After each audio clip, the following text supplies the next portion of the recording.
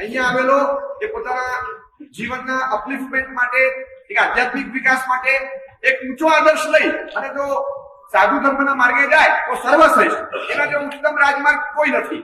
પણ હવે એ એટલી ઉડાન ભરવી એ શક્ય નથી. તો પછી રનવે પર દોડાદોડ તો ચાલુ કરીએ. કોઈક વાર ટેક ઓફ નો સમય આવશે તો ઉડાન લઈ લેશું, પણ રનવે પર દોડવાનું તો ચાલુ કરીએ. પણ રનવે પર જે દોડતું હોય એ આવતીકાલના ટેક ઓફ ની પૂર્વ તૈયારી છે. એ રીતે દોડવાની પ્રક્રિયા હોય. એટલે સેકન્ડ સ્ટેપમાં જે આદર્શને નથી પાડી શકતા એ લોકો એવું કરે કે એક સારા વર્ચ્યુઅસ અને વેલ્યુઝ વાળા લગ્ન જીવનને વ્યતીત કરે છે. એમને તો રહેતા નથી. એ લગ્ન જલ્દીથી જોડાય છે.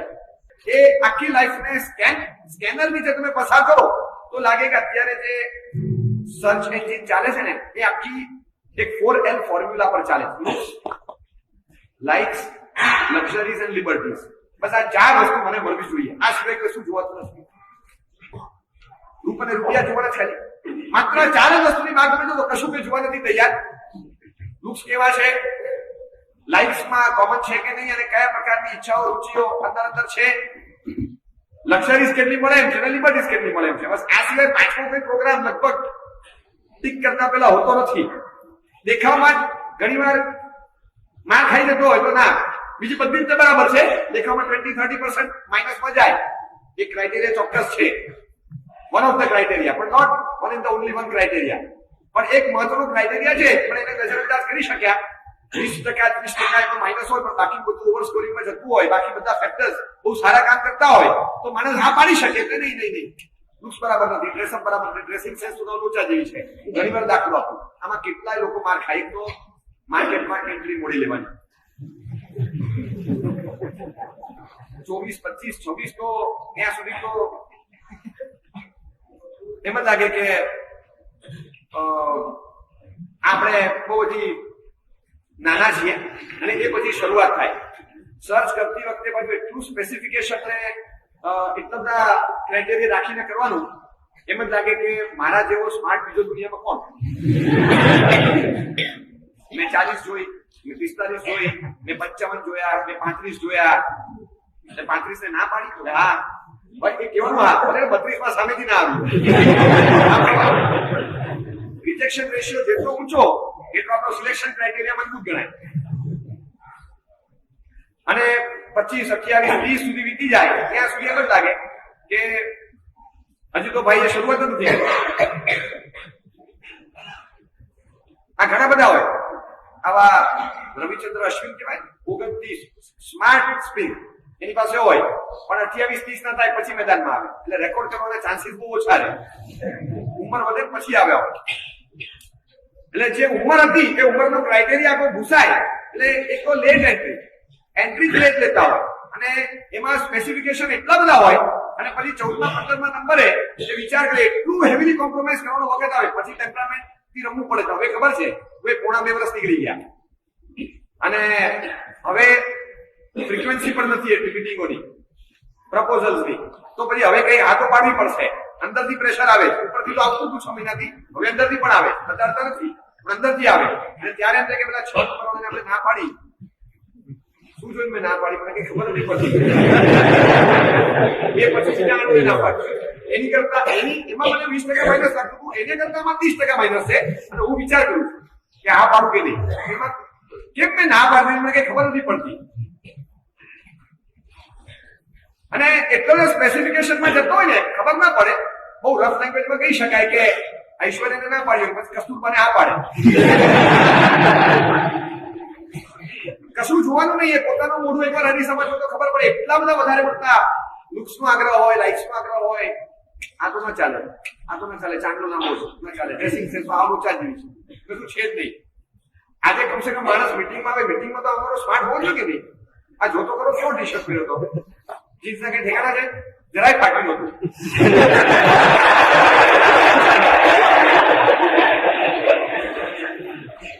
કેમ કે આ બધા બોલો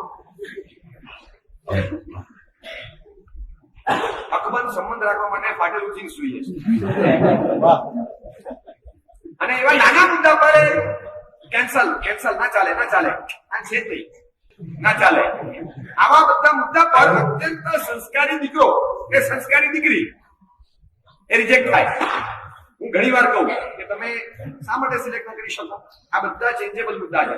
નોન ચેન્જેબલ એલિમેન્ટ હોય એ બરાબર, સ્વભાવ સરસ છે, બિહેવિયર સારો, આમ તમે જે પ્રશ્ન પૂછો એની જવાબ સરળતાથી આપે છે, બહુ સરસ રીતે સંવાદપૂર્વક વાત કરે છે, એકદમ આમ સોબર લાગે છે, બધી રીતે બરાબર છે.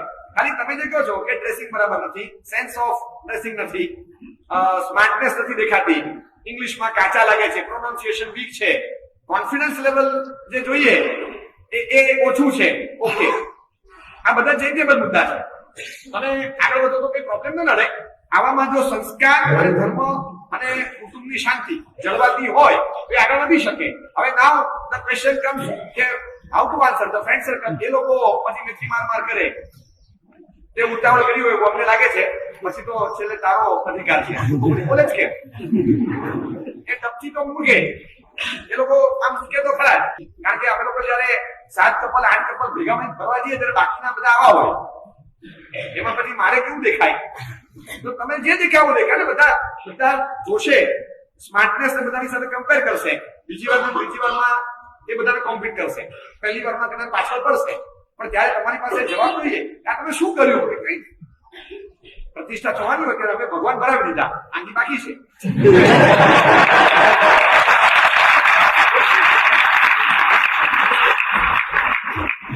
માર્બલ મકરાના નંબર 1 એકદમ સરસ, આકૃતિ સરસ, ભગવાન બહુ ભાવવાળી હતા,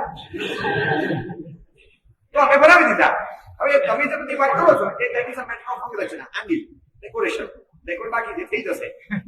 6 મહિના પછી જોજો આંગીના થોડા તૈયાર થાય, ઉપર તૈયાર થાય, પછી જોજો કેવું લાગે છે, મેં કઈ નથી ખબર પડતી. પણ આંગી કરેલા ભગવાન જોવા જાય પછી થોડું કાઢે ત્યારે ખબર પડે થાય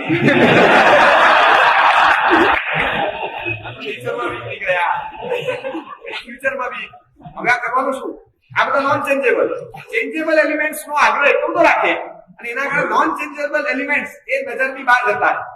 લુક્સની તરફ એટલું બધું વધારે પડતું ફોકસિંગ હોય કે લુક્સ કેવા છે, બસ એની પર એક મેસ્મરાઇઝિંગ એલિમેન્ટ છે અને એમાં માણસ ખેંચાય અને એના કારણે થઈને બીજી 4, 5, 10 વસ્તુઓ એ જોવાની છૂટી જાય જે બહુ મહત્વની હતી, જે જીવનમાં કદાચ બહુ મોટી અસર પાડશે.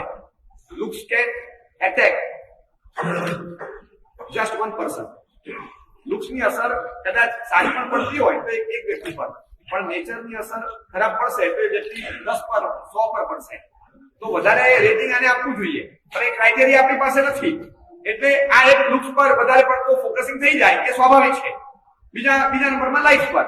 તમને શું ગમે, તમને શું ભાવે, તમારી હોબી શું, આ એક છાપેલા સવાલો 4-5 આપી દીધા અને એના પર ચર્ચા વિચારણા ચાલતી હોય અને એ છાપેલા 4 સવાલ પૂછીને એનો જવાબ લઈ લેવાનો. તમને કયો કલર ગમે?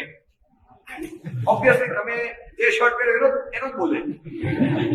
સ્માર્ટનેસ કોને કહેવાય? લાઇટર ડિલિવરી ના નાખે તો સ્પિનર સામે પેલાને ક્રીઝની બહાર લાવવો હોય તો શું કરે? એટલે આવા કોઈ પણ સવાલથી આપણે લાઈફ ટાઈમ ડિસિઝન નથી લઈ શકતા, પણ આ લુક્સ પર જાય, પછી લાઈફ પર જાય, પછી લક્ઝરીઝ પર જાય. ઘરમાં ગાડી છે, કુક છે, અચ્છા રસોઈ બનાવે છે, બહુ સરસ. કામવાળા માણસો કેટલા? અચ્છા 4 મેમ્બર અને 3 માણસો, ઓહો બહુ સરસ. બંગલો છે, ઓહો ગાડી 2 છે, બહુ સરસ. 2 કાર છે, 2 કાર છે કે બેકાર છે? ઘરે જાય પછી ખબર પડશે. એમને કીધેલું કે બેકાર છે, બેકાર છે નો અર્થ શું થાય આપણે ખબર, ક્યાં જાય પછી ખબર પડે. ઘણી વાર શબ્દો વચ્ચેનું સ્પેસિંગ ઘટી જાય. મને ખબર નથી પણ ક્યાંક ટેકનિકલ વર્ડ વપરાતો દસ્તી છે, ક્યાંક આ શબ્દો વપરાતો ત્યારે આપણે લાગે કે હાકીનામાં જવાબ આપતા પહેલા આ શબ્દ પ્રયોગને પેલા તો સુલટાવવું પડે ને. તમે હા કે ના એ જવાબ નથી, એ તો શરણાગતિ છે. તમે આ કન્ટેન્ટ તો સ્વીકારો છો, પેલા સમજાવીને પૂછવું જોઈએ. આ સવાલ જે પૂછે ને ત્યાં જેની કેટેગરી નક્કી થઈ જાય. એટલે આનો જવાબ આપવાનો ન હોય. જે ટેકનિકલ લેંગ્વેજમાં પૂછો ડસ્ટબિન છે કે તો કે હા નવો કોઈ પણ કચરો આવે તો અમે એ વાત નાખીએ. આ જવાબ આપવાની તૈયારી જોઈએ.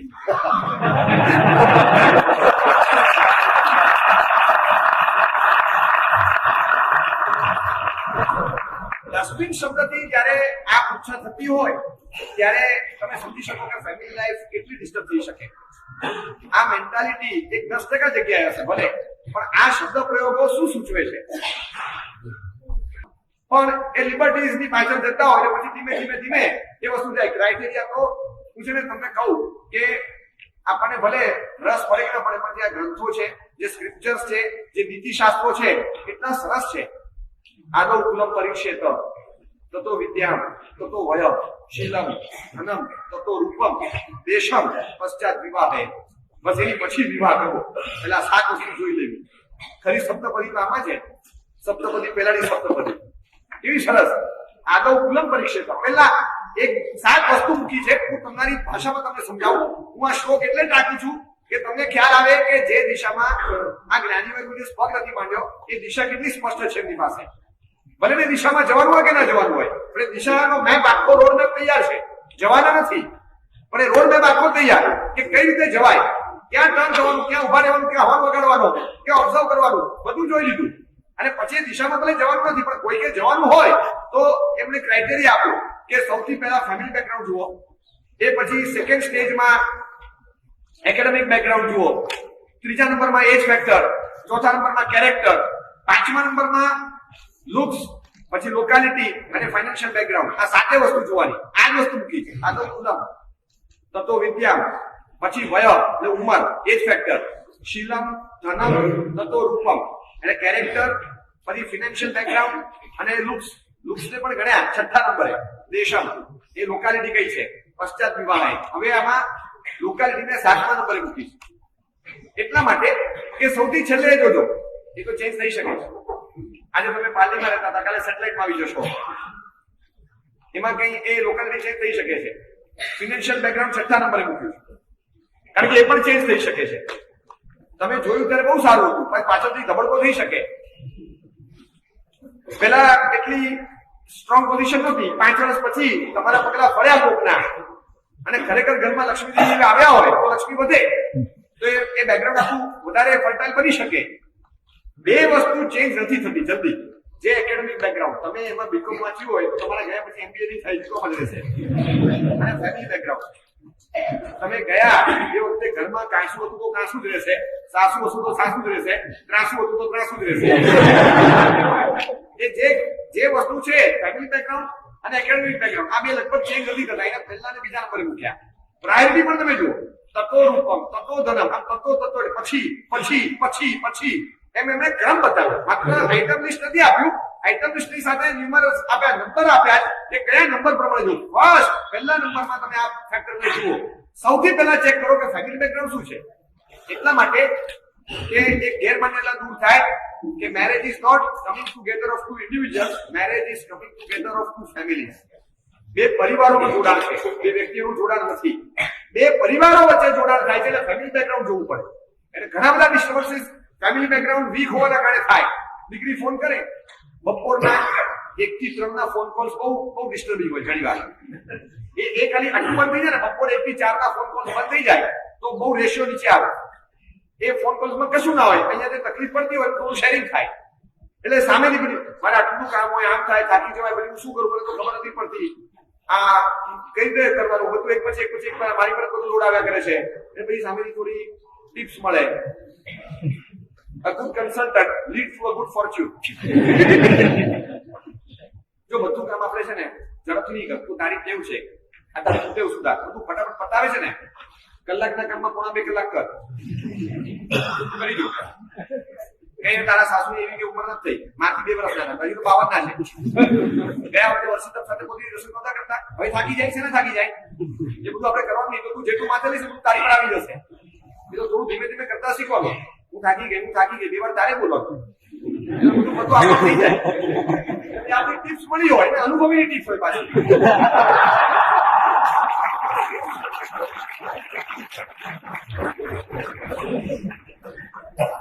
એટલે પછી બીજા દિવસે એ પ્રમાણે એઝ પર ધ પ્લાન શરૂ થાય.